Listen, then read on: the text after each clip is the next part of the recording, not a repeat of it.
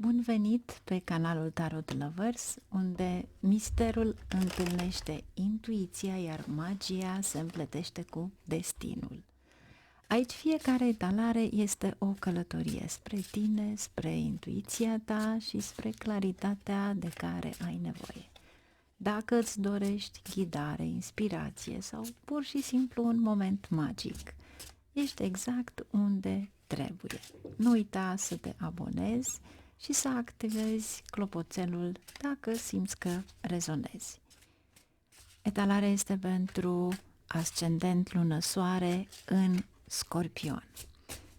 Și chiar mi-a fost dor de aceste cărți care de fapt au de face cu umbre. Să vedem, pentru că este specific vouă și misticismul, ce mesaje aveți. Vom aștepta să se deschidă cărțile. Nu uitați că la sfârșit aveți un bonus. S-au deschis cărțile.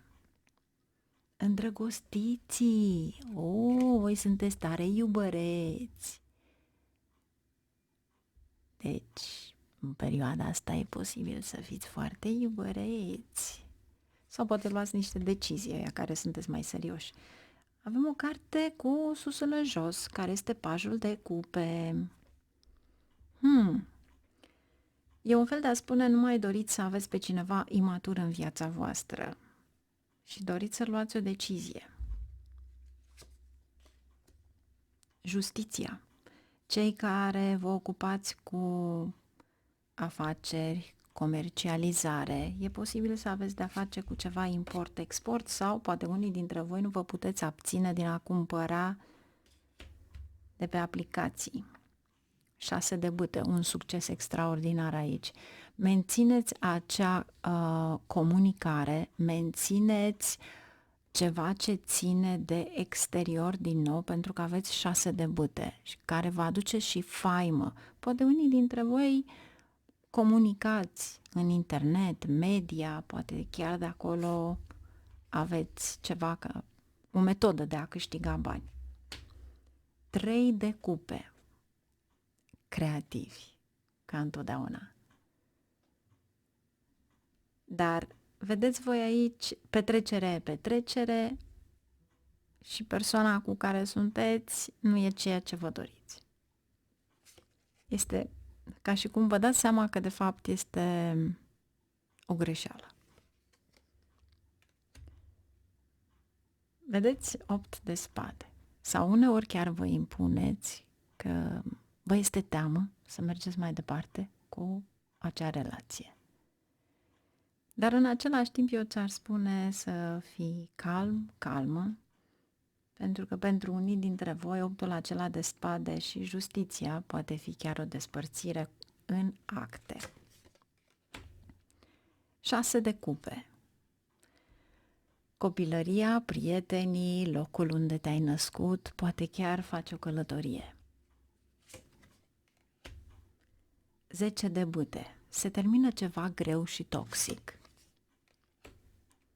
Judecata. Reînnoirea vieții tale. Ia uitați-vă să vedeți cât de frumoasă este judecata. Și fii copilul din tine.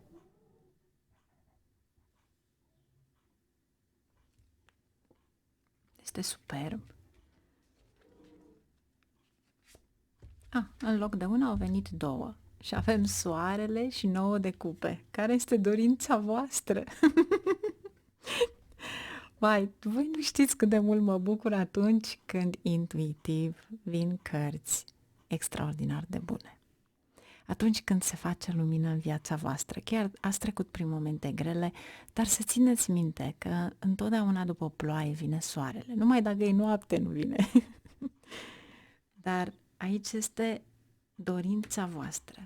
Este imposibil să nu vi se îndeplinească ceva. Și încă ceva, noul acesta de cupe și peștișorii aceștia pe care îi vedeți. Întotdeauna să știți că în astrologia vedică, asta nu înseamnă că veți pune întrebări ce tip de astrologie practici în tarot sau nu.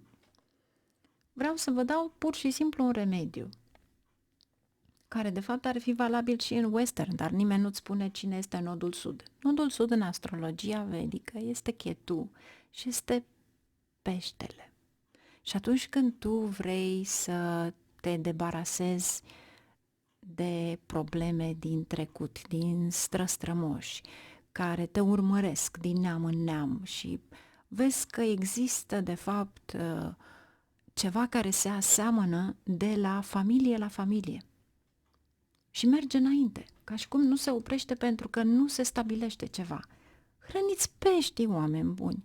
Dacă aveți acvarii acasă, hrăniți-i acasă, dacă nu, mergeți într-un parc și hrăniți peștii. Vedeți cu ce îi hrăniți, pentru că pâinea are foarte multe chestii înăuntru pe care și noi la rândul nostru le mâncăm și sunt toxice și putem omorî peștii respectivi, sau cumpărați mâncare de pești și mergeți să-i hrăniți.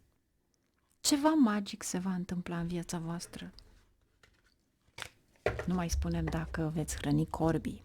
Asta este altă temă. Iar aici avem 9 de bâte. Deci, sunteți aproape de a se rezolva toate problemele voastre și de a scăpa de multe probleme. Și dacă aveți pe cineva cu care să discutați, un consilier sau cineva mai bătrân sau cineva în care aveți încredere, faceți-o. Nu fiți încăpățânați, pentru că aici vă va ajuta. Cu siguranță aveți un mare ajutor. Să vedem aici ce avem aici cu judecata și 8-ul acesta de spade și pajul de cupe. 2 de spade, o indecizie, 9 de bâte care se repetă, sunt obstacole, 10 de bâte, dar obstacolele acelea sunt pentru că voi trebuie să terminați ceva, trebuie automat să se termine ceva. Este ca și cum voi vă amăgiți în ceva în care faceți și pe zi ce trece, voi mai multe obstacole aveți. Și 4 de bâte. Acestea sunt obstacolele în succesul vostru. Asta îți spune. E ca și cum vă furați căciula singuri. Asta vrea să vă spună. Deci, fii atent la ce greșeli faci, fie că sunt greșeli tehnice, fie că sunt greșeli în viața voastră, pentru că asta vrea să spună. Și în momentul în care voi întârziați undeva sau întârziați să faceți ceva și vedeți că acele obstacole se suprapun, poate că la momentul oportun trebuie să vină acel ceva. Deci este ca și cum îți cere să treci prin acele lucruri ca la momentul oportun, acel moment oportun să vină în viața ta, pentru că atunci e momentul în care tu trebuie să reușești și să ai succes. Dar îți cere din start că trebuie să se termine ceva. Iar dacă tu nu vrei să se termine și te joci cu acel ceva care nu-i dai importanță, universul o va face pentru tine. Pentru că asta este judecata care vine aici. Uite cum îți furi căciula singur. Cavalerul de monede. Și noi începuturi. Ceva la care vei merge pe un drum sigur. Ce vrea să spună 7 de spade? Luna. Te amăgești. Te amăgești.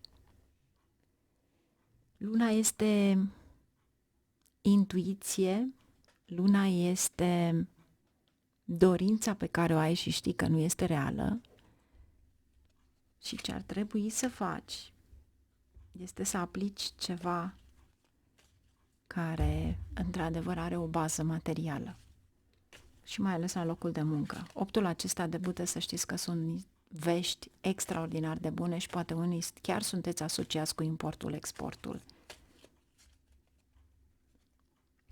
Jupiter, echilibru. Aici vi se dă expansiunea voastră. Aici este de fapt energia voastră de a merge mai departe. Și poate pentru unii dintre voi acel Jupiter este legat și de copii. Poate faceți ceva în folosul copiilor. Poate munciți cu copiii. Să vedem ce aveți în dragoste. Cei care nu doriți etalare în dragoste, poate fi pentru un parteneriat, dar pentru cei singuri poate fi o etalare de dragoste. Cei care sunteți într-o relație, puteți să vedeți dacă acea relație poate fi îmbunătățită sau se termină subit.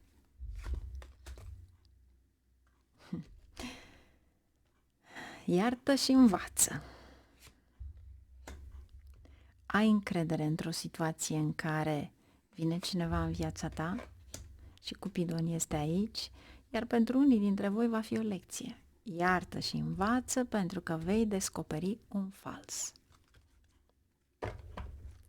Deci pentru unii poate fi o vacanță, poate fi o înțelegere a doi parteneri, pentru alții poate fi o descoperire și pentru alții poate fi încrederea, o situație de încredere. Deci, depinde în ce situație sunteți, dacă sunteți căsătoriți, dacă sunteți singuri sau dacă eventual așteptați un răspuns, dacă persoana respectivă care e acum trecătoare în viața voastră va fi ceva de viitor și veți avea răspunsul. Alegeți singuri. Acum avem etalarea bonus. Să vedem ce avem aici. Deci ce vă spune în acest moment, ce ar trebui să știți pentru ascendent, lună, soare, Scorpion. Prima carte, 4 de bâte. Fie faceți o călătorie în exterior, fie este un succes. Și poate unii dintre voi vă puneți bazele unei case pentru că aveți și carul. Și ține de design interior, ține de ceva la care v-ați gândit foarte mult sau poate chiar e o moștenire de pe mamă. Dar cu siguranță aici este o victorie. Vești foarte bune, deci se repetă acest 8 de bâte. Moartea, deci totul depinde de voi, este cartea voastră. Și încă ceva, voi vă stresați din cauza unor persoane negativiste. Ce avem aici? Soarele! E a doua oară, eu mă bucur mai mult ca voi. Ia uitați-vă și voi ce frumoasă este etalarea asta voastră. Este extraordinar. Deci, sincer, este extraordinar. Aici este, de fapt, ceea ce realizați voi. Și aici este imaginea voastră. Poate că, într-adevăr, acum este ceva care se întâmplă. Ceva ce se întâmplă extrem de important în viața voastră. Poate că acum este momentul. Pentru unii poate fi o realizare la locul de muncă, pentru alții poate fi o pensionare, pentru unii poate fi ceva extraordinar de frumos, întemeierea unei familii, pentru că 4 de bâte poate fi o călătorie în exterior sau poate fi o familie. Și imaginea este a voastră aici. Și o lumină extraordinar de frumoasă și ia uitați, sub acest as avem noi începuturi. Vă mulțumesc că sunteți alături de mine. Nu uita să te abonezi și să activezi clopoțelul dacă simți că rezonezi. Numai bine, la revedere!